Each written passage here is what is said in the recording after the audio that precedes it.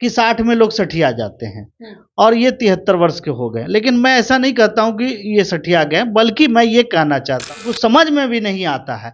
ये जो टिप्पणी है ये नागवार है। कहा जाएगा कि नीतीश कुमार जी आपको मुख्यमंत्री लालू प्रसाद ने बनाया। मैं कहता हूं कि इनका यही विरोधीपन जो है ना, लोगों को समझना चाहिए कि ये दलितों के लिए एकदम गलत है, सरासर गलत है, अपमानजनक है।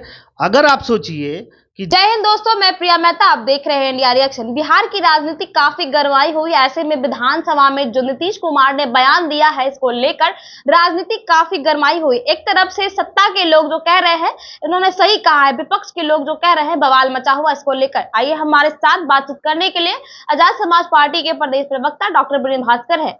हम इसी मुद्दे पे आज इनसे बात करेंगे। जो नीतीश कुमार ने बयान दिया है, इसमें महिलाएं काफी भड़की हुई है। सर, जिस तरीके से विधानसभा में नीतीश कुमार ने यह बयान दिया, इसको लेकर आप क्या कहना चाहेंगे? देखिए, सबसे पहले सबको क्रांतिकारी जय भीम।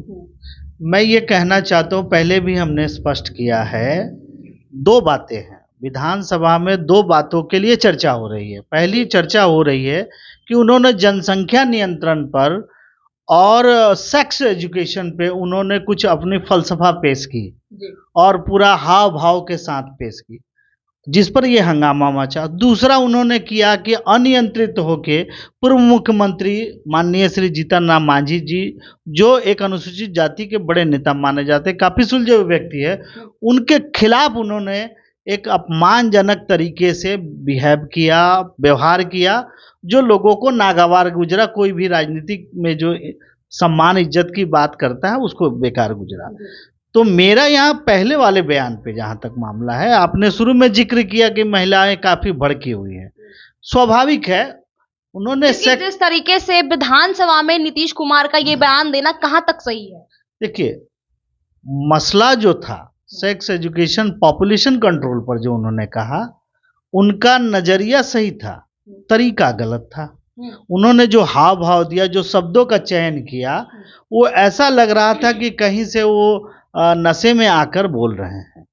और एक कहावत है कि लोग कहते हैं देहात में कि 60 में लोग सठिया जाते हैं और ये 73 वर्ष के हो गए। लेकिन मैं ऐसा नहीं कहता हूं कि ये सठिया गए, बल्कि मैं ये कहना चाहता हूं कि कहीं ना कहीं इन पे उम्र का प्रभाव पड़ रहा है, जिसके कारण से ये अपने जुबान पर कंट्रोल नहीं रख पा रहे हैं। या तो फिर कोई ऐसा दवाई खाया होगा, चूंकि बुढ़ापे में सब लोग दवाई खाते हैं, उसका भी असर होगा कि उनको कहना क्या है और कह क्या रहे थे और किस तरीके से कह रहे थे, वो अपमानजनक है, सबको बुरा लगा।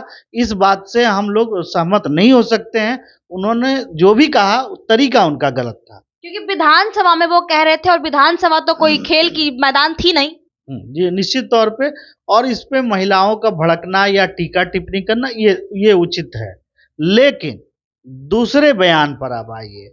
उन्होंने अनियंत्रित होकर कहा, जब जीतन राम मांझी जी बयान दे रहे थे अपना, तो उन्होंने कहा कि बैठो बैठो, इसको तो हमने गलती से मुख्यमंत्री बना दिया, ये मेरी गलती थी और इसको तो कुछ समझ में भी नहीं आता है।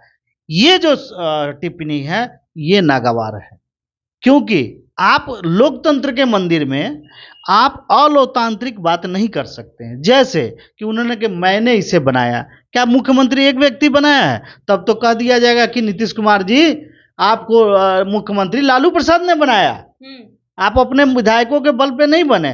कोई भी मुख्यमंत्री बनता है तो विधायकों की संख्या पे होती है, उसे राज्यपाल के पास पुष्टि करनी पड़ती है, राज्यपाल बाजाबता उनको शपथ पत्र दिलाते, शपथ कराते हैं, तब जाके मुख्यमंत्री का पद भी मिलता है। और ये क्या कह रहे हैं कि मैंने इन्हें बनाया? क्या इनके विधायक बंधुआ मजदूर हैं? नहीं। और क्या ये इनका जो विधानसभा है इनके बाप दादा का है कि ये कह दिया और बन गया?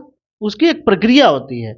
लोकतांत्रिक तरीके से चुनी हुई तरीके से जो भी मुख्यमंत्री बनता है वो प्रक्रिया होती है। अपनी बातों को रख रहे थे ना वो तो। हाँ, वो तो बातों को रख रहे थे, लेकिन जिस तरह से उन्होंने टिप्पणी की, ये तय हो गया कि नीतीश कुमार जी ना सिर्फ अनियंत्रित हो गए हैं, बल्कि उनकी मानसिकता भी दलित विरोधी है।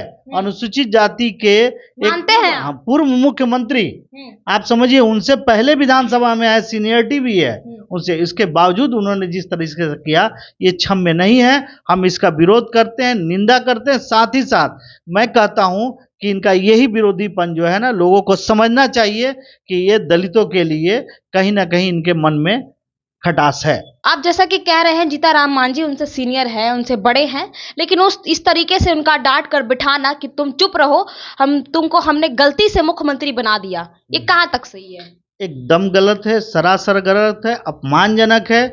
अगर आप सोचिए कि जीतन राम मांझी उलट कर कुछ बोल देते तो इनकी क्या इज्जत रह जाती। दूसरी बात, और बहस बढ़ जाता तो ये बातें एकदम आर पार दिखाई दे देती। तीसरी बात कि अगर अभी अपमानजनक टिप्पणी पर अगर SC/ST एक्ट लगा दिया जाए तो पूरे बिहार की जगहसाई पूरे भारत में हो जाएगी।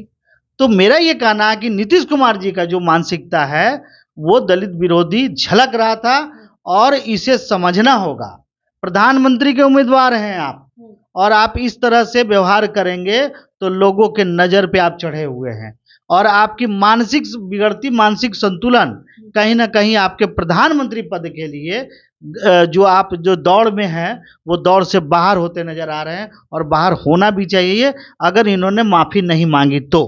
क्या लग रहा है सर, लोकसभा चुनाव आ रहा है, इस तरीके से नीतीश कुमार का बयान देना क्या लग रहा है? मुझे लगता है इनका मानसिक संतुलन खो गया है। अब जैसे मानसिक संतुलन खराब हो, निश्चित तौर पे आप समझ लीजिए ना, या तो इनका दिमाग खराब हो गया है। आप समझिए बात को कि उन्होंने सेक्स एजुकेशन के ऊपर में जो कहा, दूसरे दिन आके माफी मांगी कि मैं अपने खुद को निंदा करता हूं, माफी मांगता हूं।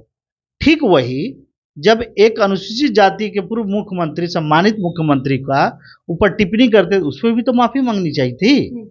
आपने माफी नहीं मांगा, यानी एक जगह आपको होश है, या तो किसी के कहने पे माफी मांगा, एक जगह होश है कि मैंने गलती की, दूसरी जगह अगर होश नहीं है और उन्होंने गलती नहीं मानी, इसका मतलब है कि इनकी मानसिकता सामंती है, जातिवादी है और अनुसूचित जाति विरोधी है। तो क्या लग रहा है 2024 में आएंगे?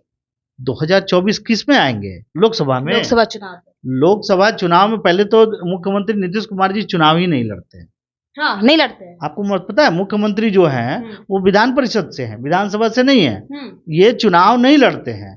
और इस बार भी अगर मान लीजिए संसदीय चुनाव है, संसदीय चुनाव में भी कहीं कैंडिडेट नहीं होंगे, इनके लोग लड़ेंगे। लेकिन जो आज स्थिति है इंडिया गठबंधन की, आप देख रहे होंगे अखिलेश यादव कांग्रेस से बिफर गए हैं, इनके खेमे में कोई दलित नेता नहीं है, कोई दलित पार्टी नहीं है। कैसे ये मुकाबला करेंगे नरेंद्र मोदी का? ये मुकाबला करते नहीं, टक्कर में चल रहे हैं। टक्कर आप लोग करवा दीजिए, वो अलग बात है। लेकिन जो आंकड़ा जो बताया, जिस तरह से इन्होंने जीतन राम मांझी पे बोला, और कोई डैमेज मैनेजमेंट अगर ये नहीं करेंगे तो आपको लगता है कि दलित इनको वोट करेंगे? अगर वोट नहीं किया तो उसकी परिस्थिति क्या होगी?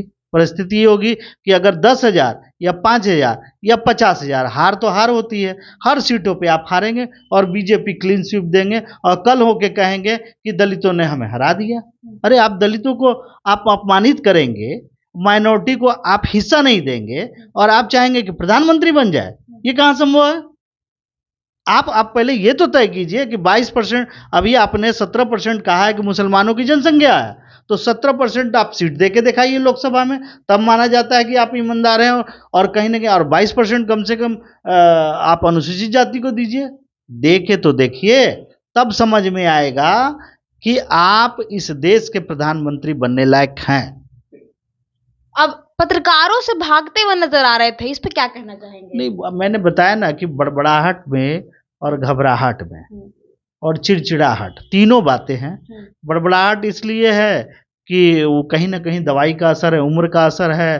घबराहट इसलिए कि गलती कर गए हैं, सवाल तीखे पूछे जाएंगे। और चिड़चिड़ाहट इसलिए है कि उनके दल के लोग ही उन्हें लगातार तंग कर रहे हैं, और कहीं ना कहीं पार्टी टूटने की भी स्थिति नजर आ लग रही है, जिसके कारण वो चिड़चिड़ाए हुए हैं। तो ये तीनों बातें हैं जो उनके संतुलन को बिगाड़ रही है और कहीं ना कहीं इनको कमजोर कर रही है।